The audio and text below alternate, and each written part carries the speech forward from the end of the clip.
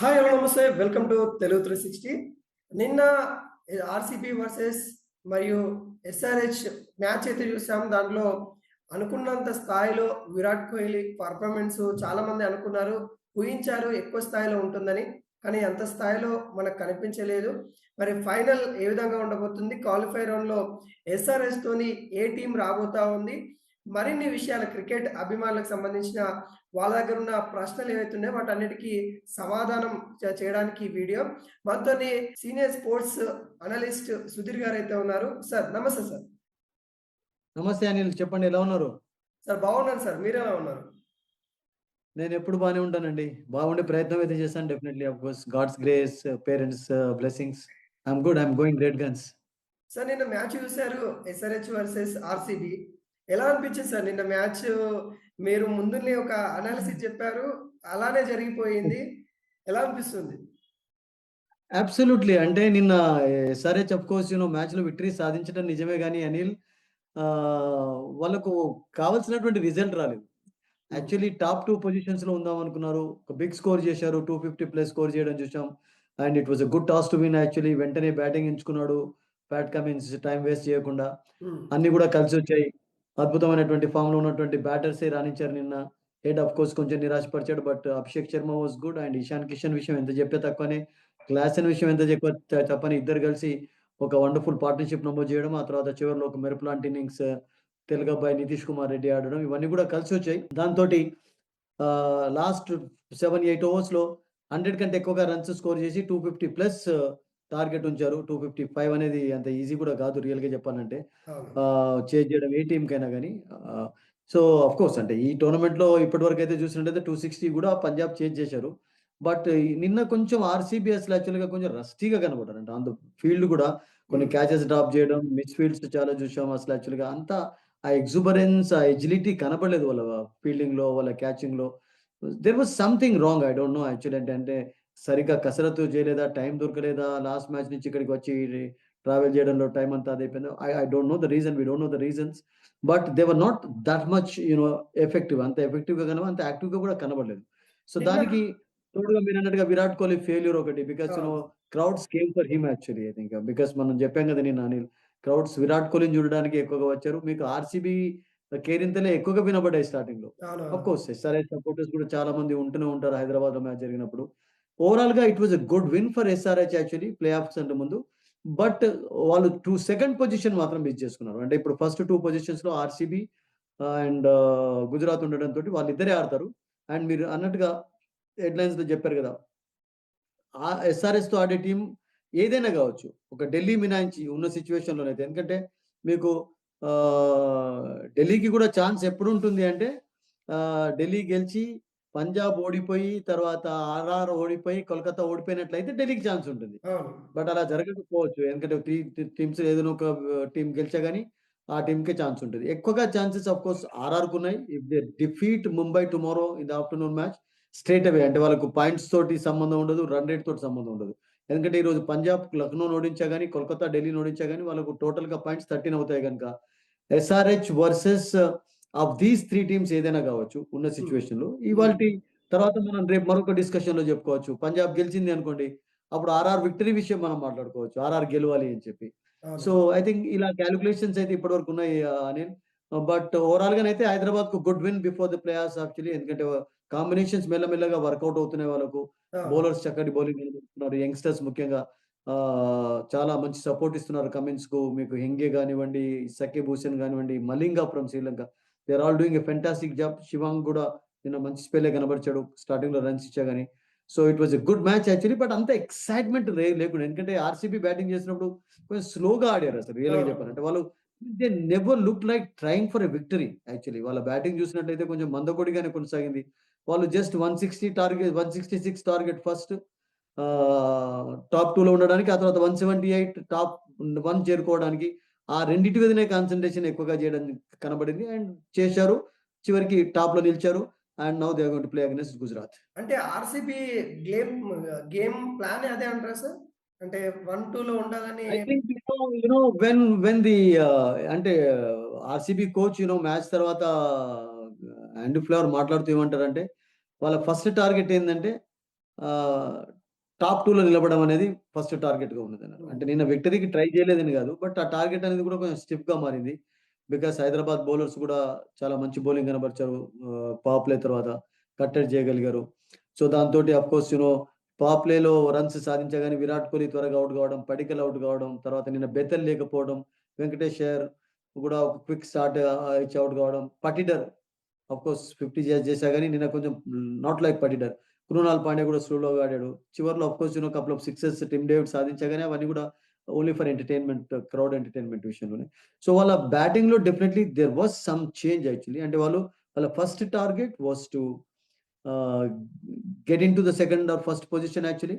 దాంట్లో సక్సెస్ సాధించారు. And they were happy in the end actually. So, Virat Kohli గురించి ఎలా చూడొచ్చు? అంటే గతం మ్యాచ్‌లు చూస్తున్నట్లే 1, 2 మ్యాచ్‌లలో మాత్రమే మెరిసాడు. తర్వాత డౌన్‌ఫాల్ అవుతూనే ఉన్నారు. మరి ఫైనల్ దగ్గరలో ఉంది. అంటే దగ్గరికి కూడా వెళ్తా ఉన్నారు. 2, 3 అడుగుల్లో అంత తేడాలో ఉండిపోయింది. ఇంకా ఎలా విరాట్ కోహ్లీ ముందుకొస్తే బావుంటుందని అంటారు? ఇప్పుడు ఫైనల్‌లో చేరుకోవడానికి జస్ట్ ఎ స్టెప్ అవే. అంటే అవును. నెక్స్ట్ మ్యాచ్‌లో గెలిచారంటే వాళ్ళు ఫైనల్‌లో ప్రవేశిస్తారు. 2 స్టెప్స్ అవే ఫర్ మీరన్నట్టుగా విక్టరీ అంటే మరొకసారి డిఫెండ్ చేసుకోవడానికి టైటిల్. విరాట్ కోహ్లీ ఫార్మ్ అద్భుతంగానే ఉంది అనిల్ డౌటే లేదు. He is really playing well actually ఈ టోర్నమెంట్‌లో ప్రతి మ్యాచ్‌లో దాదాపుగా ఒక 2 డక్స్ మీరు పక్కకు పెట్టినట్లయితే అతనికి 90%, 95% సక్సెస్సే ఉంది. హ్మ్. కన్సిస్టెన్సీ ఉంది. And that two strike rate కూడా అతను చూస్తున్నాం గదా! లాస్ట్ కపుల్ ఆఫ్ ఇయర్స్ తోటి మీరు కంపేర్ చేసినట్లయితే 150, 160 స్కోర్ కంటిన్యూయస్‌గా చేస్తున్నాడు. పవర్ ప్లేలో మంచి స్టార్ట్ ఇస్తున్నాడు. తర్వాత కాన్ఫిడెన్స్ పెంచుతున్నాడు యంగ్‌స్టర్స్‌లో. మంచి సపోర్ట్ అందిస్తున్నాడు. షీట్ యాంకర్ రోల్ ప్లే చేసేటప్పుడు షీట్ యాంకర్ రోల్ ప్లే చేస్తున్నాడు. లేకుంటే అతడు క్విక్‌గా రన్స్ సాధించాలంటే అట్లా కూడా స్కోర్ చేయడం చూసాం. He's been brilliant actually over the years. అంటే ఈ సంవత్సరమే కాదు. Virat Kohli is the most successful IPL player in terms of scoring runs అంటారా? సెంచరీస్ అంటారా? ఫిట్‌నెస్ పరంగా అంటారా? సో మీరన్నట్టుగా ఈ 2 స్టెప్స్ అవే గనుక ఒక మరొక విరాట్ కోహ్లీ మ్యాజిక్‌ని ఎక్స్‌పెక్ట్ చేస్తూ ఉంటారు అందరూ. బికాస్ అతని ఫార్మ్ అనేది ఆహ్, వ మీకు ఫస్ట్ ప్లే ఆఫ్ మ్యాచ్‌లో గానివ్వండి, లేకుంటే ఫైనల్‌లో ప్రవేశిస్తే ఫైనల్‌లో it will be it will be so, very key ఇప్పుడు ఆఫ్ కోర్స్ ఫర్ టాప్ 2లో ఉన్న జట్లు మ్యాచ్‌లో ఎలా ఉండబోతుంది? అంటే ఆర్‌సీబీ, జీటీ ఎలా ఉండబోతా ఉందంటే ఆ మ్యాచ్ ఎలా ఊహించుకోవచ్చు? ఒక టీమేమో వరుసగా విక్టరీస్ సాధించి అందరిని సర్ప్రైజ్ చేశారు. Bit of luck also favour చేసింది గుజరాత్‌కు. ఎక్కడి నుంచి హ్మ్. స్టార్ట్ అయిందంటే మనందరికీ తెలుసు అనిల్. ఢిల్లీ తోటి జరిగిన మ్యాచ్‌లో ఒక్క రన్ తోటి ఎప్పుడైతే గెలిచారో అక్కడి అవును. నుంచి టర్న్ ఔట్ అయింది. రియల్‌గా అది ఢిల్లీ గెలవాల్సిందే. ప్రెజెన్స్ ఆఫ్ మైండ్ ఉపయోగించలేదు డేవిడ్ మిల్లర్. సో దాంతోటి ఢిల్లీ గెలుస్తున్నటువంటి ఢిల్లీ బ్యాక్ ఫుట్‌లో పడ్డారు. అండ్ వీళ్ళు బ్యాక్‌లో ఉన్నవాళ్ళు ఫ్రంట్‌కి వెళ్తూ వరుసగా విక్టరీస్ సాధిస్తూ వచ్చారు అసలు. ఎస్ఆర్‌హెచ్‌ని కూడా ఓడించారు వాళ్ళు. అన్ని టీమ్స్‌ని ఓడిస్తూ వచ్చారు. అండ్ వాళ్ళకి అన్ని కాంబినేషన్స్ వర్కౌట్ అవుతున్నాయి. మెల్లమెల్లగా రషీద్ ఖాన్ కూడా ఫామ్‌లో రషీద్ ఖాన్‌ను చాలా అద్భుతంగా ఉపయోగిస్తున్నాడు. గిల్ కెప్టెన్సీ అద్భుతంగా ఉంది. ఆఫ్‌కోర్స్ హ్మ్. అతనికి ఇంటర్నేషనల్ అనుభవం కూడా ఉంది గనుక స్వయంగా ఫామ్‌లో ఉన్నాడు. Leading by example. Sai Sudarshan మనం ఇంతకుముందు చెప్పుకున్నట్టుగా కొంతమంది విషయం అతని విషయం ఎంత చెప్పినా తక్కువనే. చాలా అద్భుతంగా ఆడుతున్నాడు. బట్లర్ యొక్క ఫార్మ్ కూడా చాలా కీలకంగా మారింది వాళ్ళకు. హ్మ్. వాళ్ళకి మిడిల్ ఆర్డర్, లోవర్ ఆర్డర్ నుంచి అంత పెర్ఫార్మన్స్ లేకున్నా గాని ఈ టాప్ 3 బ్యాటర్స్ అద్భుతంగా బ్యాటింగ్ చేయడంతోటి వాళ్ళు ప్రతి మ్యాచ్‌లో ఒడ్డెక్కుతున్నారు. మంచి స్కోర్స్ జేస్తున్నారు. కొన్నిసార్లు టాస్ ఓడిపోయినా గాని వాళ్ళకు గుడ్ టాస్ టు లూజ్ లాగా మారింది. మొన్నటి లాస్ట్ మ్యాచ్‌లో చూసాం. 230 స్కోర్ చేయగలిగారు. తర్వాత అపోజిషన్ వాళ్ళు రెస్ట్రిక్ట్ కూడా చేయగలిగారు చెన్నైని. సో, బౌలింగ్‌లో రబాడా అద్భుతమైనటువంటి స్పెల్స్ వేస్తున్నాడు. Siraj has been magnificent in this tournament. First బాల్‌కే వికెట్ మొన్న ఫస్ట్ ఓవర్‌లో వికెట్స్ తీస్తున్నాడు. పవర్ ప్లేలో వరుసగా 3 ఓవర్లు అతని చేత వేయిస్తూనే ఉన్నాడు ఇద్దరి చేత. సో, అన్నీ వర్కౌట్ అవుతున్నాయి. కొత్త బౌలర్స్ తర్వాత I think Gujarat is really looking a very tough team actually. So నేనేమనుకుంటానంటే RCB versus Gujarat Anil it's going to be a very, very tough match actually. Qualifier 1 అనేది నేననుకుంటాను చాలా, చాలా ఎక్సైటింగ్‌గా కొనసాగుతది. అంటే బికాస్ ఏ బోత్ టీమ్స్ జట్టు ఆర్ గెలిసే స్ట్రాంగ్. అవకాశాలు మెజారిటీగా ఉన్నాయంట సార్? అంటే ఈ 2 వెల్ తరపున ఎట్ ప్రెజెంట్ చెప్పడం కష్టం. బికాస్ ఆ రోజు టాస్ గానివ్వండి, ఇప్పుడు ఎలా ఉంటుందంటే నిన్నటి మ్యాచ్‌లో బేతిల్ ఆడలేదు. హ్మ్. ఫింగర్ ఇంజ్రీ అయిపోయింది. సో దాంతోటి ఒక 4, 6 ప్లేయర్ తగ్గిపోయినాడు. ఉన్నా గాని వాళ్ళు తీసుకోలేదు. కాక్స్‌ని ఓన్లీ ఫీల్డింగ్ చేయించారు. సో ఐ థింక్ ఆర్‌సీబీ నేననుకుంటాను ఇప్పటివరకు సేఫ్‌గా ఆడారు. ఎవ్రీ 4 మ్యాచెస్‌లో 3 విన్స్ వాళ్ళకు ఉండడం చూస్తూ వచ్చాం. And defending champions last year వాళ్ళు చాంపియన్‌షిప్ గెలవడం అనేది జస్ట్ నాట్ వ ఫ్లాష్ ఆన్ ద పాన్ కాకుండా దాన్ని కంటిన్యూ చేస్తూ వచ్చారు. ఫస్ట్ మ్యాచ్‌లో విక్టరీ తర్వాత ఓడిపోయిన మళ్ళా విక్టరీ సాధించారు. So I think they have been very consistent in the tournament actually. So చాలా స్ట్రాంగ్‌గా ఉన్నటువంటి team.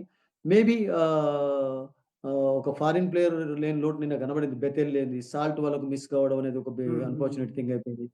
So, I think Cox లాంటి ప్లేయర్స్ కూడా ఉన్నారు. హేజెల్‌వుడ్ ఫార్మ్ అనేది చాలా ఇంపార్టెంట్. అంటే నిన్న కొంచెం చాలా రన్స్ ఇచ్చారు గానీ, బికాస్ అక్కడ ఇప్పుడు నార్త్ ఈస్ట్‌లో ఆడతారు గనుక మీకు ధర్మశాలలో గానివ్వండి, ములాన్‌పూర్, చండీగఢ్‌లో కొంచెం ఫే బౌలర్స్‌కి కూడా కొంచెం అప్పుడప్పుడు హెల్ప్ లభిస్తూ ఉంటుంది. బ్యాటింగ్ వికెట్స్ అయినా గానీ, పేసర్స్ కొంచెం గెట్ సమ్ హెల్ప్ యాక్చువల్లీ.